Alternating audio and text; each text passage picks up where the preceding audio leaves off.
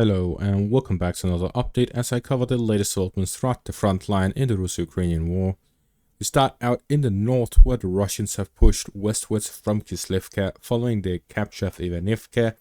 as the Russians develop their offensive operations towards Stepova and Vasilivka. The Russians have here restarted offensive operations following the capture of Kislivka and Berestove, where they captured Avdiivka in just one day and has since then started pushing towards Stepova and Vasilivka. The village of Stepova and Vasilivka is a small one with hardly any buildings. It is just a large farm area with some trees and a few buildings. Following that, the Russians would be able to push through the Ukrainian fortifications by the highway and move all the way upwards to Peshane before they meet the next Ukrainian positions. There are no Ukrainian fortifications that are known in the area. There are likely some built following the battles by Kislivka and Berestove to create an additional line of defense ahead of Kupiansk, but other than that we see that there is the village of Peshane, which is similar to Stepova and Vasilivka, except there are more buildings,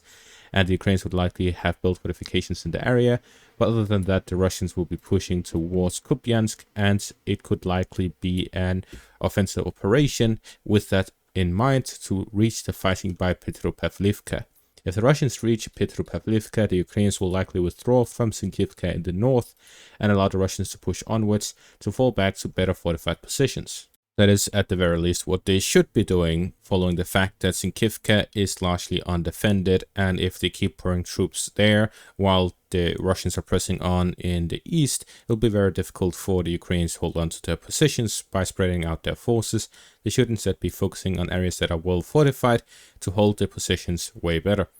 This is the same by Peshane. It's likely that they'll withdraw back to the fortified positions to the southwest, unless they have built new fortifications that are unknown.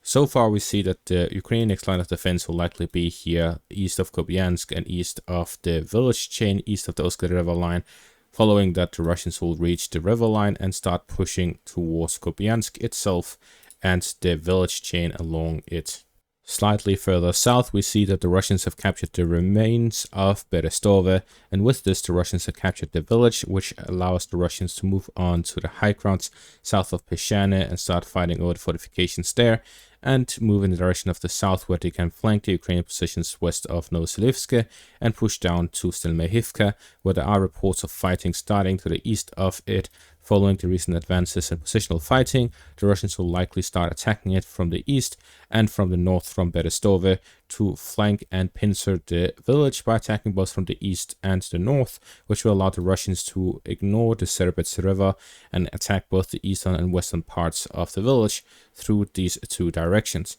However, there is a lot of fields and a vast distance between Berestove and Bilohorivka, so it could take a while with positional fighting before the Russians actually reach the village here to the south. Further south here in the direction of Bilohorivka, the Russians have managed to capture and reach the central parts of the village, and it is reported that the Ukrainians have withdrawn from it to the heights to the north and west of the village. With this, the Russians have for the first time entered Bilohorivka in a very long time, in a period of over a year since they last were present within the village, and the fighting will now move on to the heights north and west of Bilohorivka, as the Russians with their positions in the central parts of Bilohorivka likely have control over the chalk hill here to the south, but until further confirmation I'm leaving it in the gray zone. So with this, positional fighting will likely continue as the Russians will push on to recapture Bilohorivka. The situation now has changed from what it was earlier, as this is likely a real attempt by the Russians to capture the village completely and the associated heights,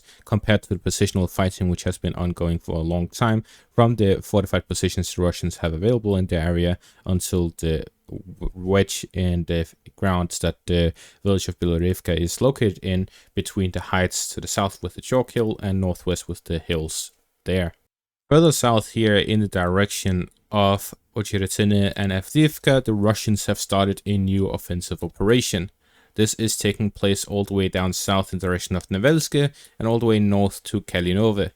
There is a series of villages along the front line that the Russians have as targets. To the north there is Kalinove, and all the way down south to Nevelske beyond the front line. So we see from the southern outskirts of the Avdiivka front all the way to the northern outskirts. The Russians will be focusing their offensive operations towards Novelsk to gain control of it and the surrounding fortifications of the Ukrainians to gain control over this large area west of Avdiivka, which is this massive open field area, and to start operations north of Berestove, as the Ukrainians are building fortified positions to the northwest of it as a next offensive line following the fall of the city. Further north, the Russians will likely be pushing towards Berestove, west of Nitailove, Berestove in between Nitailove and Umanske. The Russians have advanced north and west of Umanske as they expand their control by the river line towards the north of Berestove, where there are some heights north of the village. If the Russians push the Ukrainians out of the heights north of the village, they'll be able to push towards Berestove and capture it without being under fire constantly from the north. At the same time, they'll be moving north from Umanske towards the Ukrainian positions by Novoselivka Persha, connecting that with pushes from Semenivka and the east of Umanske, where they'll be looking towards Novopokrovsk to the north and Novoselivka Persha to the west.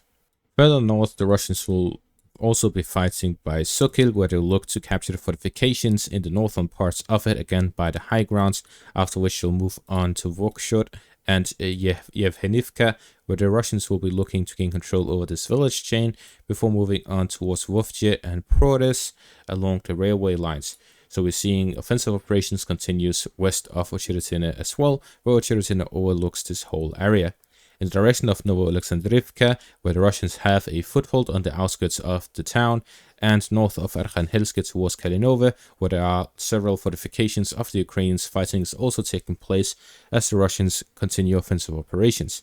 The Russians made a lot of advances throughout the month of May, but a lot of it has significantly slowed down over this past week, where the main fighting has been taking place by Nitailove and Umanske and mainly positional. Now a reported reactivation of the front has started, and in this relation it is reported that this is just the first of many offensive operations that is going to be starting over the next few days and weeks, where the Russians will be activating every section of the front line from the south by Zaporizhia and all the way north to Sumy, where it is reported that a large gathering of Russian troops are concentrated northwest of Kharkiv. This is in the area between the Kharkiv and Sumy border region and west of Belgorod. It will likely be a push to separate Kharkiv from the northern supply lines and expand the front line even further all the way to the Sumy region. This will be to spread out the Ukrainian forces even further, and with constant pressure from the north by the Sumy region and all the way down south to Zaporizhia, the Ukrainian forces will have a more difficult time concentrating their forces at any point and holding the lines at all. They'll be forced to limit their defensive lines to fewer or even to just a single defensive line to be able to cover the entirety of the front line, while the Russians will be focusing heavily on artillery and their firepower to grind down the Ukrainian forces.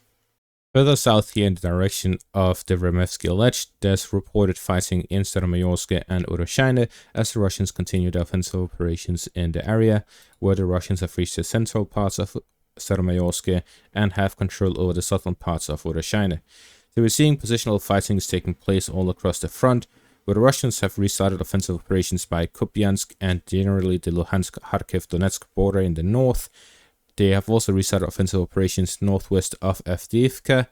and they are also doing positional fighting in the Vremevsky Ledge. However, this is just the start, and it will expand in the coming days, where the Russians may even expand the front line in the north towards the Sumy region, where there will be a significant change. In my personal opinion, I predict that the Russians will expand the front line significantly in the north, whether it is all the way to Sumy city itself and down to the Uska river line, or between Kharkiv, here the northern parts where they have already started fighting, and to the border region between Kharkiv and Sumy.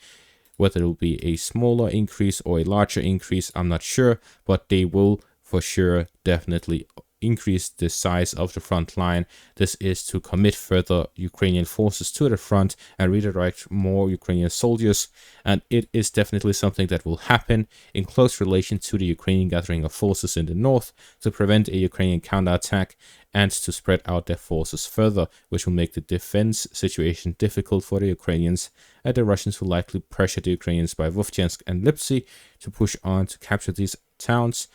as the Ukrainians will be forced to redirect their forces as the Russians expand the front line.